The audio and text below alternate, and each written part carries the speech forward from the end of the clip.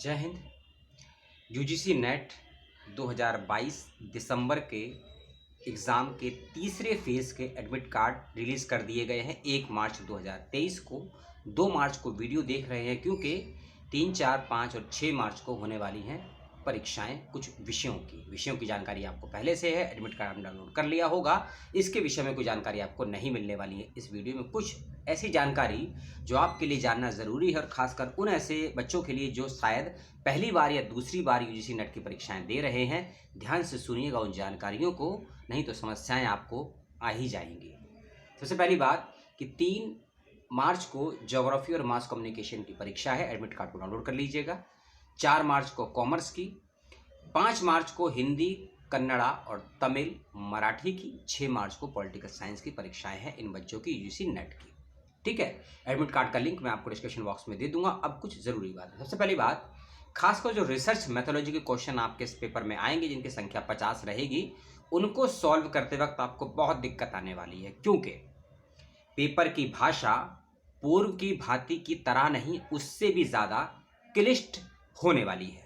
वस्तुनिष्ठ नहीं होगी, क्लिष्ट होगी और वैदिक संस्कृत नुमा शब्दों का प्रयोग आपको वाक्यों में देखने को मिलेगा क्योंकि जिस प्रकार की मेरी भाषा आपने अभी सुनी, इसी प्रकार की भाषा के शब्दों का प्रयोग आप वाक्यों में देखेंगे और यदि आप इस भाषा को नहीं समझ पाएंगे तो सवाल के जवाब को भी आप नहीं दे पाएंगे।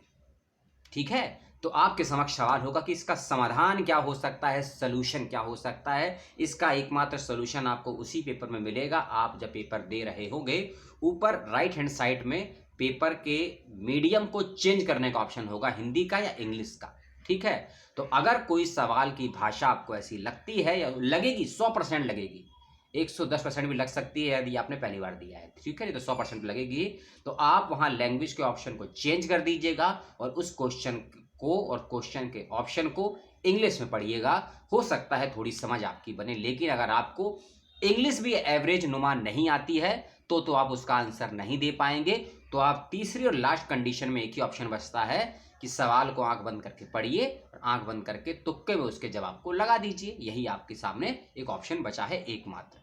दूसरी बात, पहले और दूसरे पेपर में मिलाकर हो सकता है 3 या हो सकता है 4 पैराग्राफ आपसे पूछे जाए। समझते हैं ना पैराग्राफ? 5-6 लाइन या आधे पेज का एक क्वेश्चन होगा, उसके नीचे 5-6 सवाल होंगे, आपको उसका जवाब देना है। उसके अंदर समस्या पता है क्या होगी? आपको अपने कर्सर से या कीबोर्ड से स्क्रीन को लेफ्ट राइट अप डाउन करना होगा क्योंकि कुछ मैटर लेफ्ट में छिप जाता है और कुछ मैटर ऊपर छुप जाए, तो आपको कर्सर को ऊपर नीचे करना पड़ेगा। इस कंडीशन में आपको जवाब देने में समस्याएं जरूर आएंगी। दूसरी बात पैराग्राफ के संदर्भ में ही कि पहले आप पैराग्राफ को मत पढ़िएगा। सबसे पहले आप पैराग्राफ को देख लीजिए, पढ़ने की गलती मत कीजिए। उसके नीचे जो क्वेश्चंस हैं पहले उसको पढ़िए, उसके ऑप्शंस को देखिए, उसके बाद संभावित आंसर जो उसमें दिया है उसको पैराग्राफ में खोजिए। नहीं तो ऐसा करेंगे आप कि 5 क्वेश्चन हैं, पांचों के अलग अलग ऑप्शन है, उसके लिए 5 बार पढ़ेंगे पैराग्राफ को, आपका समय लग जाएगा लगभग 10 से 12 मिनट का। सबसे अच्छा है पैराग्राफ को देखिए मोटा मोटा, क्वेश्चन को ध्यान से पढ़िए, ऑप्शन को ध्यान से पढ़िए और उस ऑप्शन को उस पैराग्राफ में खोजिए और उससे संभावित सबसे क्लोज जो आंसर है उसको सही कर दीजिए। तीसरी बात पैराग्राफ के संदर्भ में ही कि पैराग्राफ की भाषा भी आपको क्लिष्ट ही मिलेगी क्योंकि जब मैंने परीक्षा दी थी, मेरी परीक्षा तो पहले ही दिन की पहली शिफ्ट में ही हो गई थी 21 फरवरी को, है ना, तो मैं तो इससे भुक्तभोगी हूँ, लेकिन उसके बाद फिर मैं थोड़ा बाहर चला गया। आप सभी जानते हैं समस्याएं जो आई उसकी बात नहीं करेंगे। हाँ, इस बार एक समस्या आपको नहीं मिलेगी सिस्टम की। सिस्टम बहुत अच्छे वर्क कर रहे हैं, सेंटर बहुत अच्छे से वर्किंग कंडीशन में है, कोई दिक्कत नहीं है। कोविड को लेकर ज़्यादा बाउंडेशन अब नहीं है, ठीक है, जो सिक्योरिटी वगैरह थी वो अभी थोड़ी है, लेकिन वो सब आपको नहीं मिलेगा। तीसरी और चौथी बात, जो आपका पेपर होगा रिसर्च मैथोडोलॉजी में जो क्वेश्चन आएंगे उसकी भाषा आपको बेहद तंग करेगी, बेहद तंग करेगी उसकी भाषा, और खासकर उन सवालों की भाषा जिनका संबंध ज्योग्राफी से या फिर साइंस एंड टेक्नोलॉजी से होगा, इसको हम एनवायरनमेंट एंड ज्योग्राफी का कॉम्बिनेशन बोल देते हैं। उन सवालों की भाषा आपको बहुत तंग करने वाली है, चाहे आपका पेपर सब्जेक्ट का हो या पहला वाला पेपर हो। उसके लिए भी ऑप्शन वही है, इंग्लिश में उसका अनुवाद देखिएगा। हर सवाल का इंग्लिश अनुवाद मौजूद रहता है, इस बात का ध्यान रखिएगा, ठीक है। एक और बात, आपकी स्क्रीन पर पार्ट 1 और पार्ट 2 दोनों के क्वेश्चन एक साथ देखने को मिल जाएंगे। ऐसा कोई ऑप्शन नहीं है। ये उन बच्चों के लिए सलाह है जो पहली बार एग्जाम दे रहे हैं कि पहले 50 क्वेश्चन को सॉल्व करेंगे, सॉल्व कर लेंगे, उसके बाद आपकी स्क्रीन पर 100 नए क्वेश्चन आएंगे। ऐसा नहीं है। एक साथ पार्ट 1 या सेक्शन 1 या सेक्शन 2 लिखा होगा ऊपर लेफ्ट हैंड साइड में स्क्रीन में, जहां आपका थोबड़ा यानी कि फोटो लगा होगा, उसके नीचे सेक्शन 1 सेक्शन 2 लिखा होगा। वहां जैसे ही क्लिक करेंगे सेक्शन 1 पे तो सेक्शन 1 के क्वेश्चन की लिस्ट आ जाएगी पूरी 1 बाय 1 करके। जैसे सेक्शन 2 पे क्लिक करेंगे तो सेक्शन 2 की लिस्ट आ जाएगी।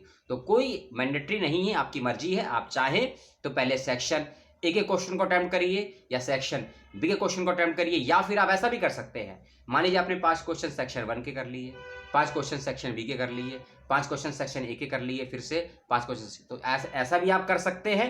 इससे भी आपके नंबरों में कोई फर्क नहीं पड़ने वाला है। नहीं तो आप 1 बाय 1 भी कर सकते हैं, जो आपको ठीक लगे। एक और बात, जिस सवाल के जवाब को देने में आपको कंफ्यूजन हो उस सवाल को रिव्यू के लिए डाल दीजिएगा, ठीक है। और जब आपके पास बचे कि आपके पास एग्जाम में 30 मिनट 1 घंटा शेष है, उन सवालों को तब कीजिएगा। इस बात का ध्यान रखिएगा। चौथी और बड़ी भयंकर बात, मेरे स्वयं के पेपर में लगभग 9 सवाल ऐसे थे जिनके सवाल सही थे लेकिन ऑप्शन गलत थे। 9 सवाल ऐसे थे। क्लेम तो मैं किसी पे नहीं करने वाला, क्योंकि इतना पैसा है नहीं मेरे पास कि मैं 1800 रुपये देकर क्लेम करूं। दूसरी बात, 4 सवाल ऐसे थे जिनके ऑप्शन सही थे, सवाल गलत था। और 3 सवाल ऐसे थे जिनके सवाल सही थे और एक ही ऑप्शन को 2 बार लिख दिया गया था। 4 ऑप्शन होते हैं एबीसी, लेकिन एक ही ऑप्शन को 2 बार लिख दिया गया था। तो 9 और 4 13 और 3 16 क्वेश्चन मेरे पेपर में ऐसे थे जो गलत पाए गए थे। अब उसके लिए 1600 का मतलब है 3200 रुपये का बच्चा वो भरे उसमें फीस, तब उसको क्लेम करे। और 3200 का मान लीजिए छोड़ दिया, अगर एक बच्चा 10 सवाल को भी चैलेंज कर देता है एक परीक्षा में और हजारों बच्चे बैठते हैं, तो कितने लाखों की कमाई होगी यूजीसी की, इसका अंदाजा आप लगा सकते हैं, ठीक है। तो पेपर की भाषा संस्कृत और क्लिष्ट मिलने वाली है आपको। उसका सोल्यूशन यही कि इंग्लिश में उसको देखिएगा, खासकर डीआई के क्वेश्चन में, पैराग्राफ के क्वेश्चन में, और जो क्वेश्चन एसेंस और एथिक्स वाले आते हैं ज़्यादा समय मत लगाइएगा। जिस सवाल पे आपको लगता है कि 30 सेकंड से ज़्यादा लग रहे हैं, सवाल को रिव्यू में डाल दीजिएगा और लास्ट में क्वेश्चन को अटेम्प्ट करिएगा। अगली बात कि पहले पेपर 1 या पेपर 2 जिसको अटेम्प्ट करना हो उसके सवालों को अटेम्प्ट करिएगा। कोई बाउंडेशन नहीं है, इस बात का ध्यान रखिएगा। और अपना केवल एडमिट कार्ड और अपनी 2 फोटो और एक आईडी प्रूफ साथ लेकर जाइएगा, और कुछ लेकर जाने की ज़रूरत नहीं है, नहीं तो वहाँ जमा हो जाएगा। और जहाँ जमा होती हैं ये चीज़ें, फ़ोन जमा बैग, वहाँ आपसे पैसे मांगे जाएंगे, कहीं 50, कहीं 100, कहीं 150, और आर्थिक स्थिति ठीक नहीं तो और समस्या होगी, ठीक है। तो आप सभी को बहुत बहुत शुभकामनाएं, और जिन बच्चों का पेपर है उनको भी शुभकामनाएं, जिनकी परीक्षा हो चुकी है उनको भी शुभकामनाएं। जैसे ही सभी विषयों की परीक्षाएँ पूरी हो जाएंगी, विद इन 3 to 7 डेज में आंसर की को अपलोड कर दिया जाएगा प्रीवियस, और आंसर की को चैलेंज करने के भी डेट मिलेगी, उसका भी ध्यान रखिएगा। और फाइनल जो रिजल्ट है आपका अप्रैल के एंडिंग में आ जाए, क्योंकि अप्रैल में नए फॉर्म भी आने वाले हैं, आप सभी जानते हैं ना, जून 23 के, उसकी तैयारी कीजिएगा। और सभी को शुभकामनाएं बहुत बहुत। और आपने किस विषय से भरा है ये बताइएगा, और आप में से कितने से विद्यार्थी हैं जिन्होंने एक से ज़्यादा विषयों से भरा है, क्योंकि हम तो है ही, हमने तो भरा है 2 विषयों का, दोनों की परीक्षाएँ हो चुकी हैं, ठीक है।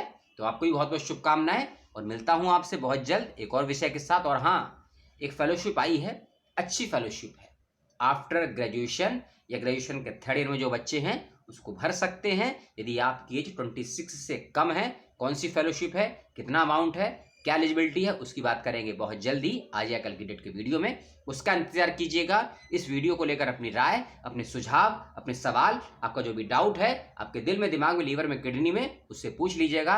अपना, अपनों का, परिवार का, प्रकृति का, पुस्तकों का, शिक्षकों का ख्याल रखिएगा। आर्थिक स्थिति अच्छी है। दिल्ली में लगा है विश्व पुस्तक मेला, बुक फेयर, 3 मार्च उसकी लास्ट डेट है। जाना हो ज़रूर जाइएगा। अच्छी जगहें हैं, अच्छी पुस्तकें, अच्छे लेखक भी वहाँ देखने, सुनने और पढ़ने को मिलेंगे आपको।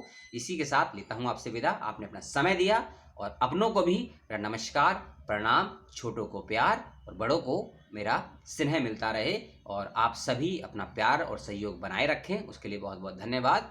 और इतने लंबे अंतराल का वीडियो मिल रहा है उसके लिए मैं आपसे क्षमा प्रार्थी। अब ऐसा गैप नहीं होगा, ऐसा प्रयास पूर्ण रूप से रहेगा।